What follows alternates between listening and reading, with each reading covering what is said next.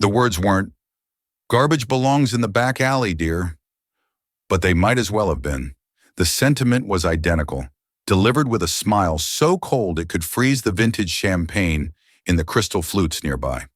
What the woman actually said was far more polished and therefore infinitely more cruel. "Oh, you poor thing. Look at what you've done. This is a her mess, you know. Not that the name would mean anything to someone like you. Some people simply aren't built for environments of quality." Every syllable was a perfectly manicured dagger, dipped in the poison of classism and casual cruelty. But Beatrice Vanderbilt Hayes, a woman whose name was as heavy and ornate as the diamond choker at her throat, had no idea she was speaking to the one person in the city of Chicago who held the key to her husband's empire. And she had certainly not accounted for the quiet man in the corner, a man she had dismissed as utterly insignificant, who owned the very building she was dining in, along with half the block and a sizable portion of the city's skyline. 20-year-old Alara Vance stood frozen amidst the wreckage. A crimson tide of Chateau Petrus, a wine that cost more per bottle than her entire month's rent, soaked into the priceless silk scarf clutched in Beatrice's hand. But the wine had done more damage than that.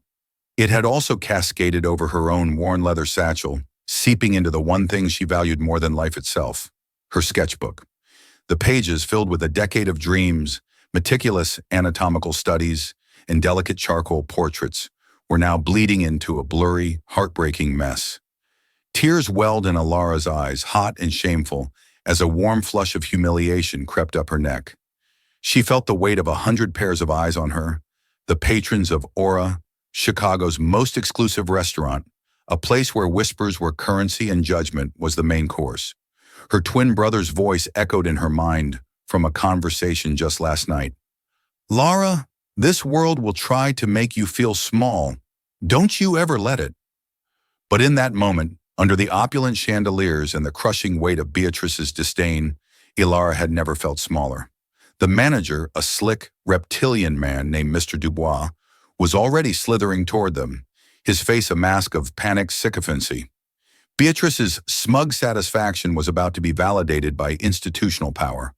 Her condescending smirk was about to be rewarded, and her assumption that the young, plainly dressed waitress was disposable trash was about to cost her husband and his company everything.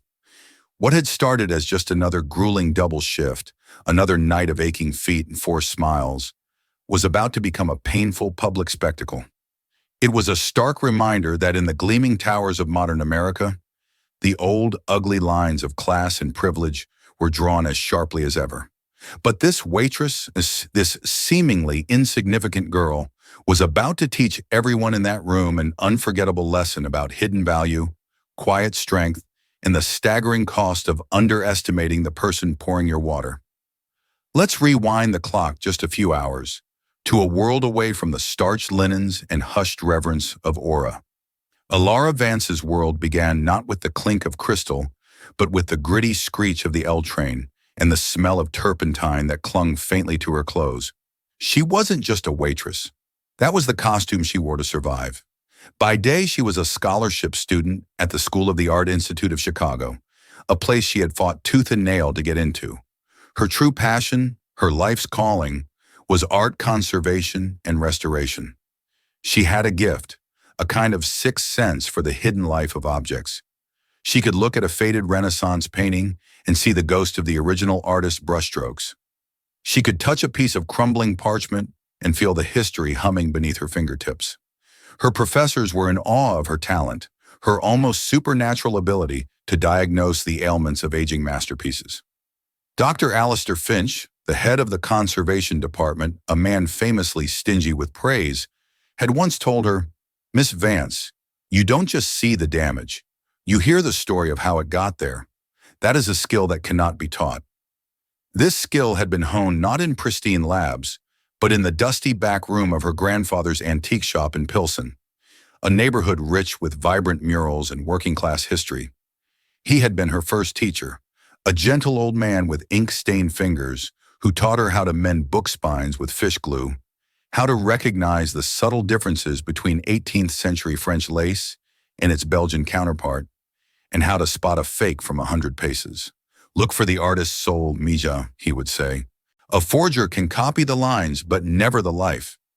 He had passed away 2 years ago, leaving her only his worn tools, a mountain of books, and an unshakable belief in the power of preserving beauty. Her life was a grueling balancing act.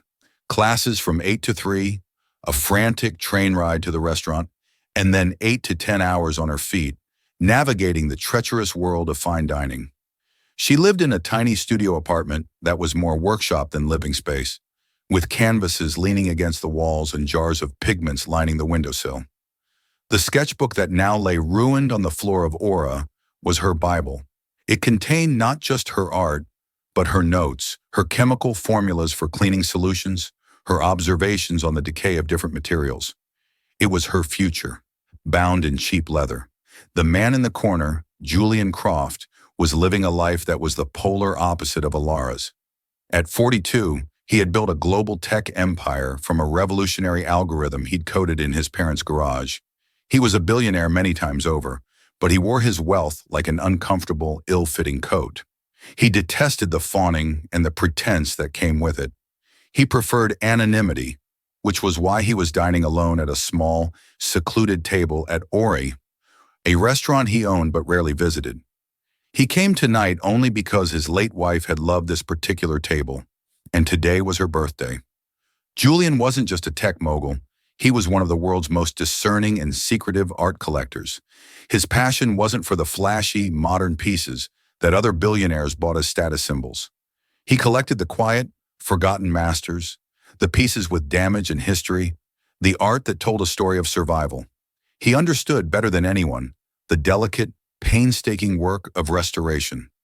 He had an army of the world's best conservators on his payroll, and he knew Dr. Alistair Finch at the Art Institute very well. He was, in fact, the anonymous benefactor who had funded Alara's scholarship, though neither of them knew it. Tonight he was lost in memory, swirling a glass of scotch and staring at the empty chair across from him when the commotion began. He noticed the family at the center table when they arrived, the Vanderbilt Hayeses. He knew of them, of course. Arthur Vanderbilt Hayes was a corporate raider, a titan of old industry whose company, Hayes Manufacturing, was currently a target for a hostile takeover by a competitor. Julian's own investment firm held a significant, non-controlling stake in that competitor. The deal was at a critical juncture, and Arthur's reputation was a key factor. Julian watched with detached amusement as Beatrice, Arthur's wife, treated the staff with the casual disdain of a queen swatting at flies. He'd seen her type 1,000 times. Women whose entire identity was welded to their husband's net worth, their cruelty a direct measure of their own deep-seated insecurity.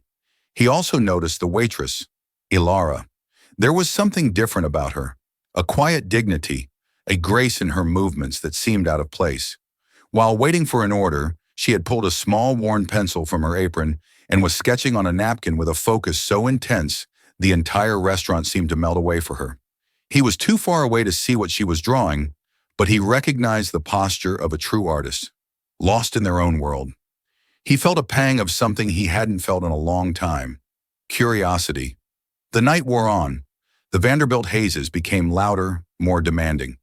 Beatrice sent back her soup twice, complaining about the temperature with theatrical sighs. Arthur was on his phone, barking orders at some unfortunate subordinate. They were the center of their own universe, and everyone else was just orbiting scenery. Then nature called for Beatrice's entitled world to collide with Alara's fragile one. Alara was approaching their table, her movements fluid and practiced, carrying a silver tray with a single freshly poured glass of the ludicrously expensive Chateau Petrus for Arthur. She navigated the narrow space between tables with the precision of a dancer. As she drew level with Beatrice's chair, the unthinkable happened. It was a movement so subtle, so quick, that 99% of the people in the room missed it. But Julian Croft, a man whose fortune was built on analyzing micro-expressions and patterns of data, saw it clear as day. Beatrice shifted her weight and extended her alligator skin-clad foot just an inch, a tiny, deliberate obstacle in Alara's path. Alara's worn, sensible shoe caught the edge of Beatrice's heel.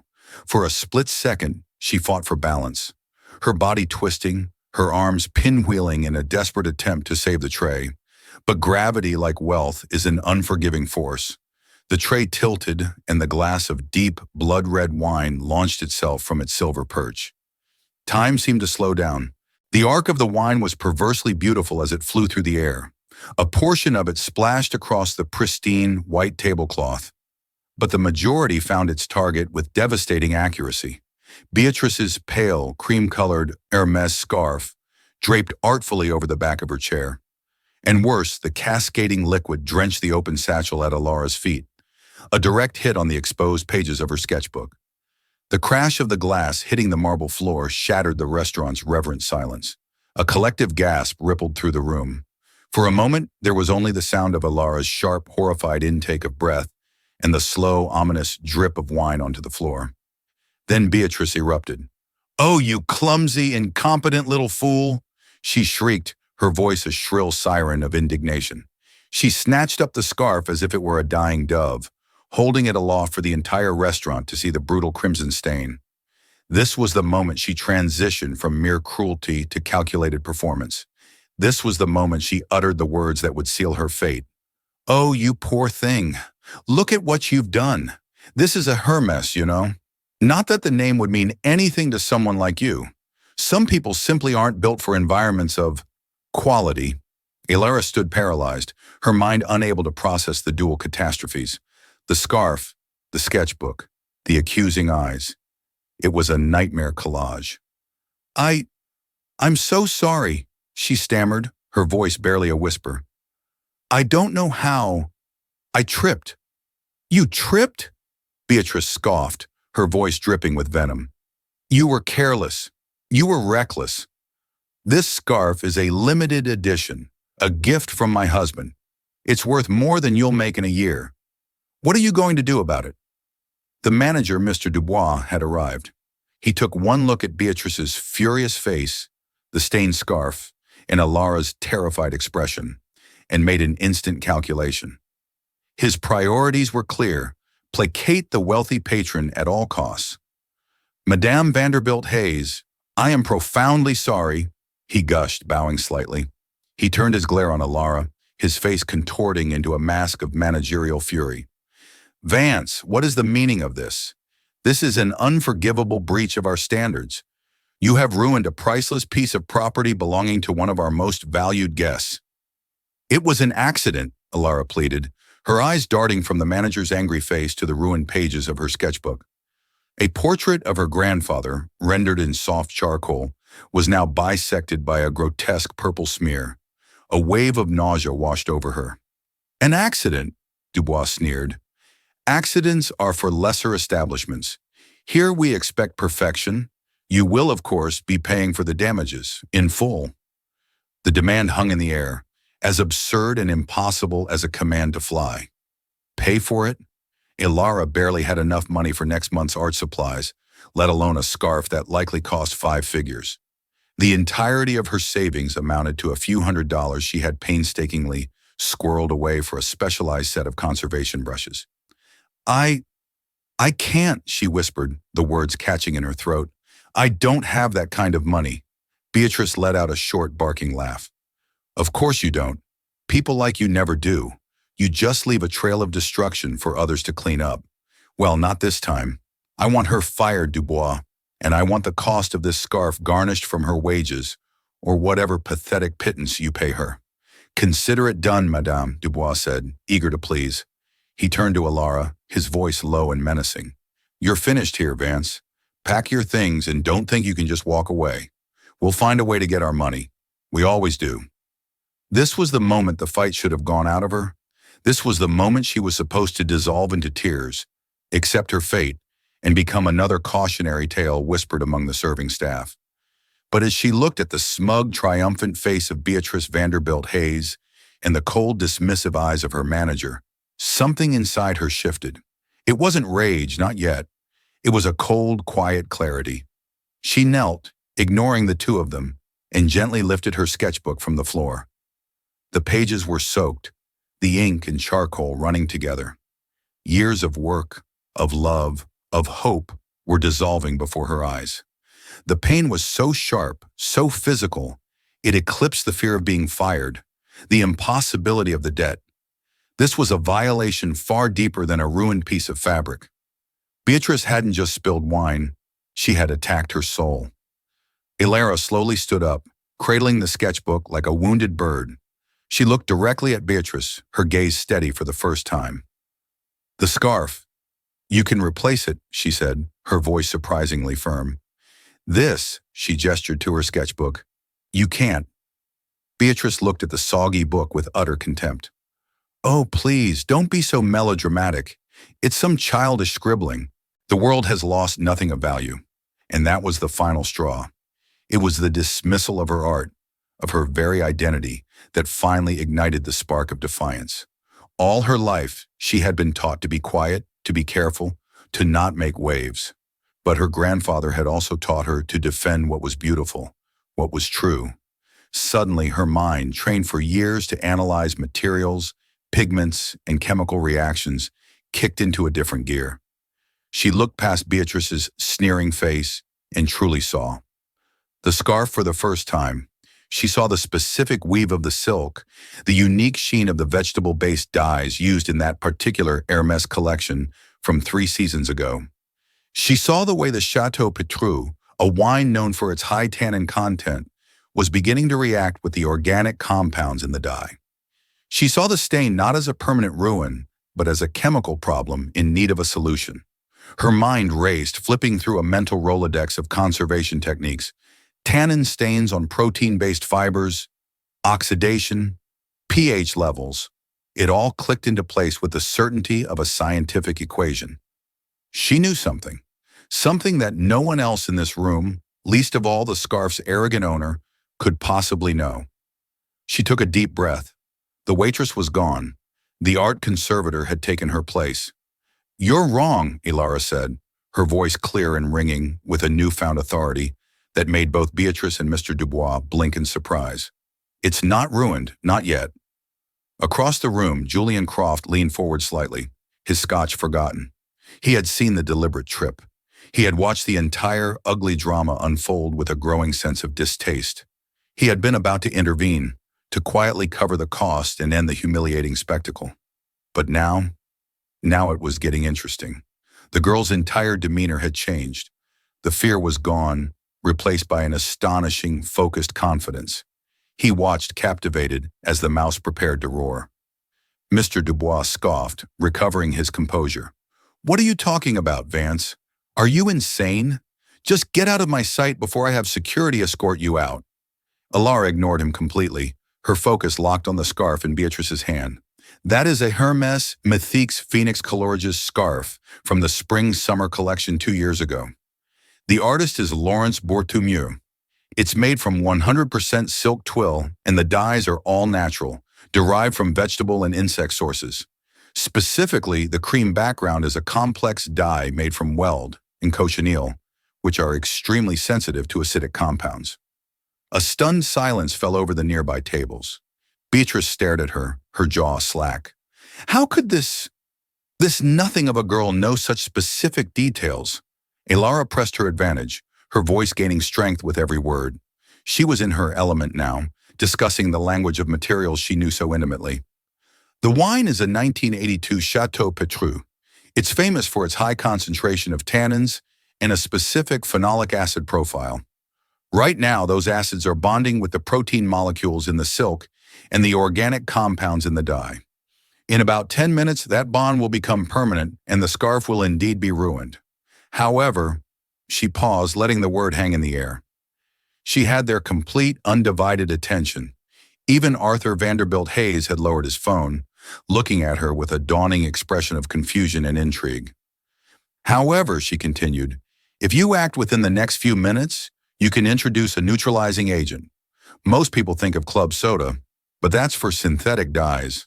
For this specific combination of organic dye and tannic acid, you need a buffered solution, a precise mixture of distilled water and sodium borate, applied as a poultice with absorbent, acid-free paper. It would lift the stain completely without damaging the delicate silk fibers or causing the dyes to bleed." She finished, slightly out of breath, her heart pounding not with fear, but with the adrenaline of expertise. The room was utterly silent. Mr. Dubois looked as if she had started speaking in tongues.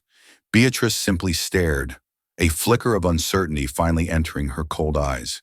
She was out of her depth. This waitress was talking about her own prized possession with a level of knowledge that she herself could never hope to possess. It was Julian Croft who broke the silence. He stood up slowly from his corner table and began to walk toward them. His movements were unhurried, but they carried an immense, unspoken weight. The entire restaurant seemed to pivot in his direction. As he approached, Mr. Dubois' eyes widened in recognition, in pure, unadulterated terror.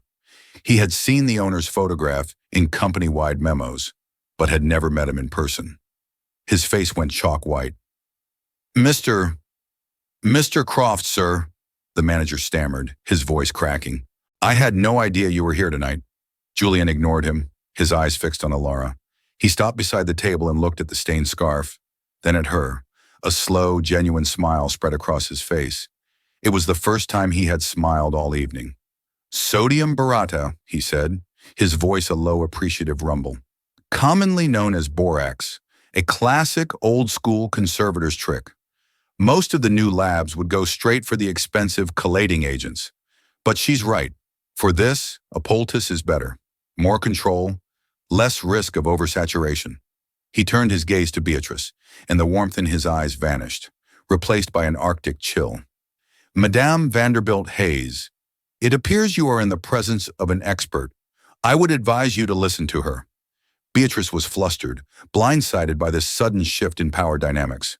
Who are you?" she demanded, trying to regain her footing. "He owns the restaurant, Beatrice," her husband Arthur hissed, finally understanding the catastrophic misstep his wife had just made. He stood up, his face a painful rictus of a smile. "Julian, Arthur Vanderbilt Hayes, it's an honor. I believe our firms have some mutual interests." Julian's gaze flickered to Arthur, cold and dismissive. "We can discuss business later, Arthur. Right now we are discussing a matter of art and of decency." He turned back to Alara, his expression softening again. "You're one of Alistair Finch's students at the Institute, aren't you?" It wasn't a question. Alara nodded, stunned into silence. How could this man know Dr. Finch? "He speaks very highly of a gifted young woman with an intuitive feel for material science. I fund a scholarship in that department," Julian explained simply. "I believe it's the one you hold." The floor seemed to drop out from under Alara's feet. This man, the owner of this restaurant, was her anonymous benefactor? The person who had made her education, her entire future, possible? Julian then knelt down, just as she had done, and looked at the ruined sketchbook on the floor. He didn't touch it, but his eyes, trained to assess damage, took in the scene with a pained expression. "That," he said, his voice filled with a quiet fury that was far more terrifying than Beatrice's shrill rage, "is the real crime committed here tonight." He rose and faced Beatrice and Arthur. "The scarf is valued at approximately $12,000. The damage to this young woman's portfolio, her life's work, that's incalculable. But we're going to try to put a number on it." He looked at Mr. Dubois, who was visibly trembling. "Dubois, you're fired. Have your personal effects cleared out within the hour.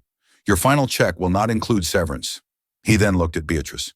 "As for the scarf, I will buy it from you, for its full retail value, on one condition." "What condition?" Arthur asked, his voice strained. Julian's eyes were like chips of ice. "That you hand it over to Miss Vance right now, and you apologize. Not for the spill. I saw what you did. You will apologize for tripping her and for trying to humiliate her." The accusation hung in the air, deadly and irrefutable. Beatrice's face crumpled. The confidence, the entitlement, it all dissolved, leaving behind the pinched, fearful face of a woman who had been caught. The other patrons, who had been listening intently, began to murmur amongst themselves. The story was solidifying. The rich, cruel woman had deliberately tripped the poor waitress. "And Arthur," Julian continued, his voice dropping to a near whisper that was somehow more menacing, "about that hostile takeover of your company. My firm was, until about 5 minutes ago, neutral on the matter. I'm calling my board in the morning.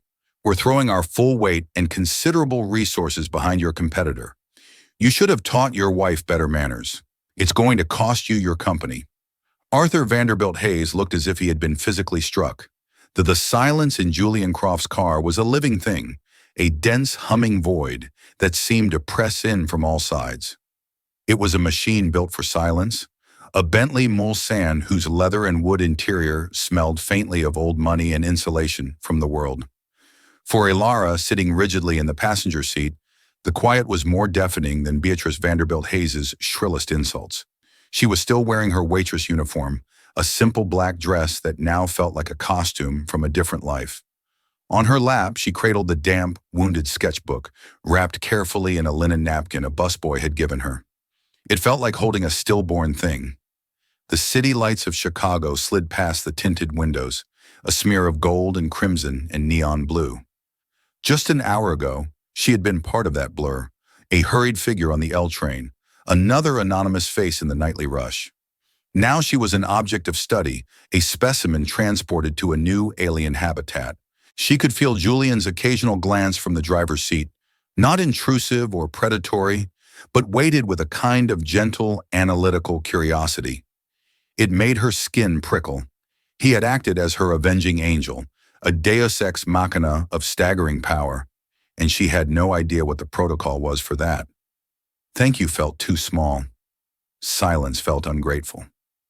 "My late wife, Eleanor," Julian said, his voice a low counterpoint to the car's hum. "She was a painter. Oils. She believed that a canvas wasn't just a surface. She said it was a membrane between the artist's soul and the world. She would have been incandescent with rage tonight." He paused, his grip tightening on the steering wheel. "And she would have adored you." Alara's throat was tight. She looked down at the book in her lap. "She would have been heartbroken by this," she whispered, the words raw. "To see work, memories, just erased by carelessness." "It wasn't carelessness," Julian corrected her, his tone hardening with a remnant of the night's cold fury. "It was malice. Malice born of insecurity, the most destructive force in the universe. But erasure is not a given. Nothing is ever truly gone. It just changes form." They pulled into the private garage of a sleek, modern tower overlooking Millennium Park. The concrete was pristine, the air still. It was another world of quiet. As he led her to a private elevator, the absurdity of the situation washed over her in a dizzying wave. The whiplash was physical. She felt the phantom ache in her feet from her double shift, the sticky residue of cheap hairspray in her hair, the lingering shame of Beatrice's words. Yet here she was, ascending a skyscraper in the company of a billionaire who had just reordered the universe on her behalf. He didn't take her to a lavish penthouse, but to a space on a lower floor that felt more like a library than a home. Bookshelves soared to the ceiling, filled with volumes on art history, materials science, and philosophy. In the center of the room, under a single perfect light, was a large, flat archival table. "Lay it out," he said softly. "Let's assess the damage." Hesitantly, she unwrapped the sketchbook. The linen napkin was stained a sickly purple. She opened the cover, and the smell of soured wine and wet paper filled the air. Page by ruined page, she separated them, laying them carefully on the acid-free blotter paper he had already set out. The charcoal portrait of her grandfather, his kind eyes now obscured by a violent bloom of tannin. Anatomical studies of hands, the delicate lines blurred into incomprehensible shadows. A watercolor of the Pilsen Street where she grew up, its vibrant colors now a muddy mess. Each page was a fresh stab of grief. Julian stood beside her, not speaking, simply observing. He wasn't looking at the damage as a catastrophe, but as a problem. He saw the way the wine had wickered along the paper fibers, the specific crystallization of the sugars as it dried, the chemical ghosting where the ink had resisted the liquid. He saw a puzzle. "The first step," he said finally, "is stabilization. We need to stop the acids from eating away at the lignin in the paper any further. Tomorrow you will take this to Dr. Rossi at the Institute. The rest will be up to you." He looked at her, his eyes holding a profound gravity. "I did not give you a gift tonight, Miss Vance. I opened a door. It is entirely up to you to have the courage to walk through it and the strength to stay on the other side. That night, sleep was a stranger. Alara lay awake in her small studio apartment, the city's distant siren song a familiar lullaby. But everything was different. The world had cracked open. Julian's words echoed in her mind. I opened a door. It wasn't a rescue, it was a challenge. The thought was both terrifying and thrilling. The humiliation of the restaurant was a fading bruise, but the weight of expectation was a new heavy mantle. For the first time, she felt the chilling fear that she might not be good enough, that her talent, which had felt so large in her small world, would prove insignificant in his. The Croft Conservation Institute was not a building. It was a statement, a temple of glass and steel where light was a revered guest, filtered and controlled to protect the fragile treasures within. Walking through the front doors the next morning was like entering a different state of being. The air was cool, clean, and carried the faint, scholarly scent of old paper and binding glue. Dr. Isabel Rossi was as formidable as the institute she commanded. She was a woman in her late 50s, with silver hair pulled back in a severe chignon and eyes that missed nothing. They were the eyes of a surgeon and a detective, trained to see flaws at a microscopic level. She met Alara in her office, a minimalist space dominated by a single massive photograph of a crumbling fresco. I have read your academic file, Dr. Rossi began, foregoing any pleasantries. Her voice was precise with a faint European accent that clipped her words into sharp, clean pieces. Dr. Finch is prone to hyperbole, but his notes on your intuitive understanding of material decay are intriguing. Mr. Croft has also explained the unconventional circumstances of your arrival. She steepled her fingers, her gaze unwavering. Let us be clear, this is not a charity. Patronage is a responsibility, not an indulgence. Julian's late wife, Eleanor, founded this department. Her passion was the soul of this place, and I am its guardian. We do not tolerate sentimentality here. We demand rigor. You are not a special project. You are a junior fellow on a 6-month probationary contract. You will be held to the same standard as a postdoctoral candidate from the Sorbonne. Are we in agreement? Yes, Dr. Rossi, Alara said, her voice steadier than she felt. Good. Rossi stood. Your project is in Lab 4. I have reviewed the initial damage. It's extensive. The high acidity and sugar content of a Bordeaux Premier Cru on high cotton content paper is a conservator's nightmare. You have 1 week to submit a complete treatment proposal. I want a full chemical breakdown, spectrographic targets, solvent tests, and a risk assessment matrix for every single step. If your proposal displays anything less than absolute scientific rigor, your first assignment will be cataloging our slide collection. It is a very, very large collection. She turned at the door. Do not disappoint Mr. Croft. More importantly, do not disappoint me. The week that followed was a descent into a beautiful, punishing hell. Lab 4 became Alara's entire world. She slept on a cot in the break room, fueled by vending machine coffee and a burning, desperate need to prove herself. The sketchbook, now carefully housed in a climate-controlled chamber, became her sole focus. She felt like a doctor with a critically ill patient, and that patient was a part of her own soul. She put the pages under an electron microscope and saw a terrifying landscape of shattered paper fibers and crystalline sugar deposits. She ran infrared spectroscopy, translating the wine stain into a graph of chemical peaks and valleys. This was where her talent lay, not just in the art, but in the science of its decay. She remembered her grandfather, how he would hold an old book to his nose and say, "Listen, mija, it's telling you what it needs. A little moisture, less light, a stronger spine." She began to listen to the sketchbook. The wine wasn't just a stain, it was an invasive species. Her first draft proposal, full of aggressive chemical solvents, felt wrong. It was a declaration of war on the paper. Dr. Rossi's feedback was brutal. This is a bludgeon, not a scalpel. You will save the image and destroy the artifact. Think. Defeated, Alara sat in the darkened lab late one night, staring at the ghostly images on her monitor. She felt the weight of Julian's faith and Rossi's skepticism pressing down on her. She was an imposter, a waitress in a lab coat. Then she saw it. In the spectrographic analysis, a faint, anomalous peak. It wasn't from the wine or the paper. It was from the charcoal itself, a specific binder she had mixed herself using a recipe her grandfather had taught her, involving gum arabic and a hint of clove oil. The clove oil, it had its own unique chemical properties. It was the key. Her mind lit up. She could design an enzymatic bath so precisely targeted that it would break down the sugars and acids in the wine while leaving the unique chemical signature of her binder in the paper itself almost untouched. It was a ridiculously delicate, multi-stage process, more akin to gene splicing than cleaning. It was slow, patient, and respectful of the object's integrity. It was the right way.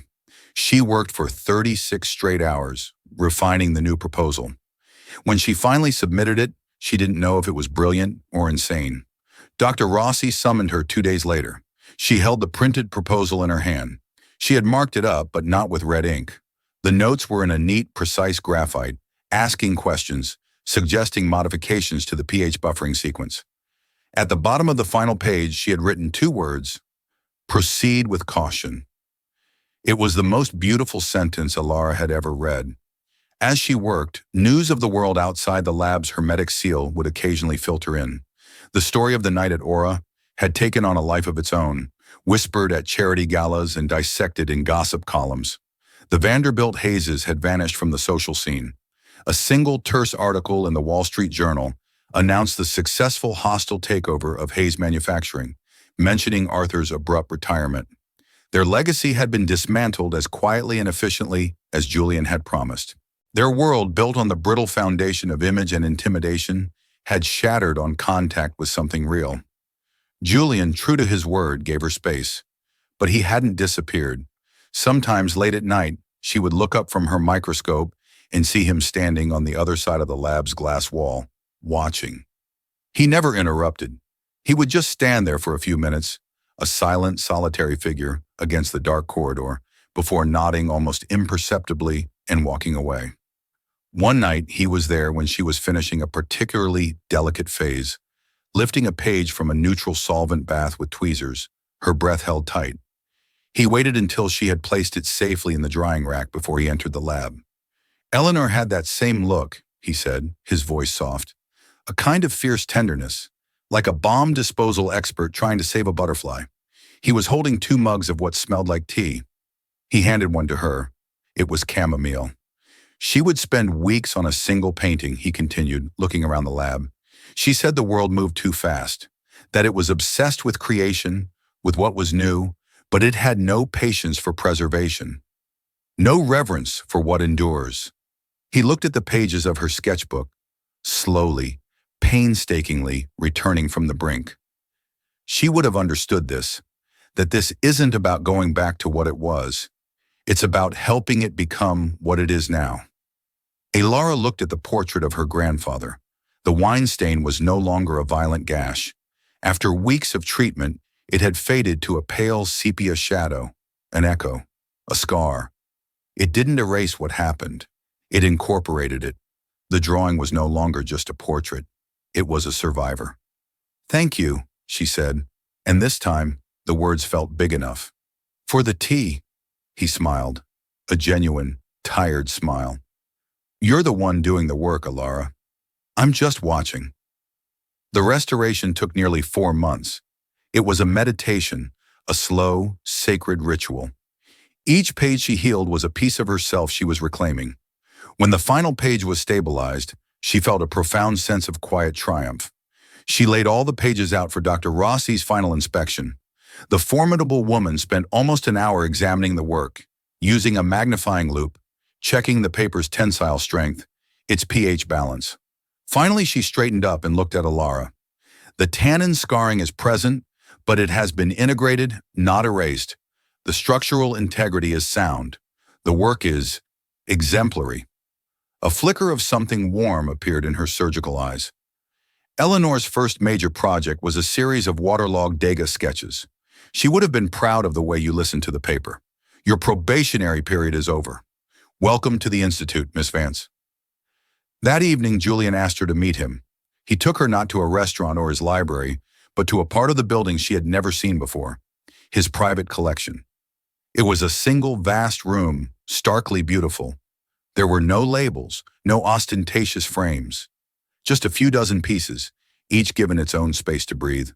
A quiet Morandi, a tumultuous Turner seascape, a small, haunting Keta Kollwitz woodcut.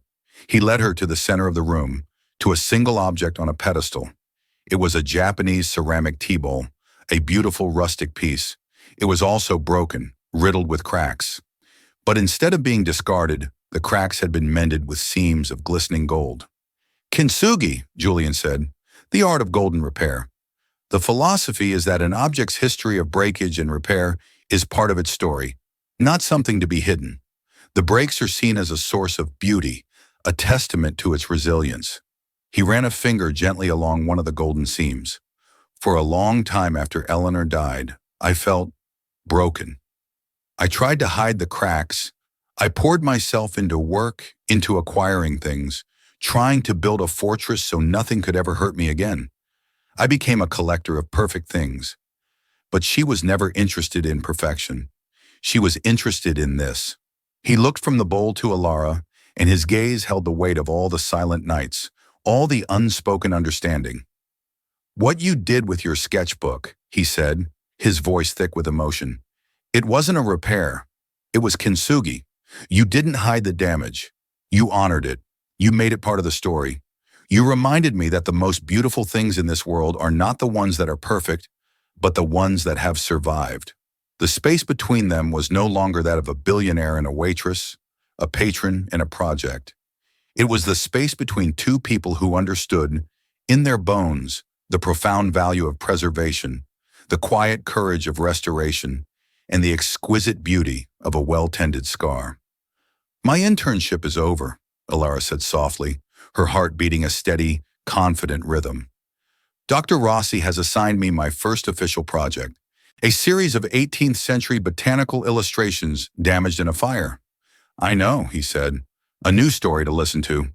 He didn't offer her a life of ease or a world without challenges. He hadn't saved her.